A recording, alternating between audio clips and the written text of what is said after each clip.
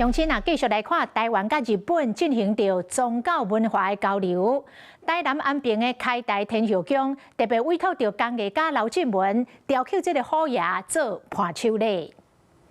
日本兵后电信宫的分灵返来台湾拜见祖庙，台南市安平开台天后宫准备好好的伴手礼，请台南美典传统工艺类首长工艺家刘进文雕刻古水虎爷，送予日本，将做电信宫今生回宫的正香纪念，嘛希望延续台日宗教文化交流。这个作品哦，它的底色是做白色的。白色我是感觉讲，代表日本因为他们对白色的迄个尊崇性是真有啦然后它的胸前我调刚刚做迄个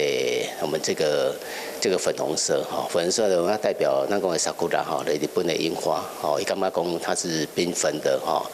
它有季节性它也是一个有祝福的一个感觉啦。工艺家刘进文特别制作古水的虎虎，将做伴手礼，让日本信徒感受到天后宫温暖的心意。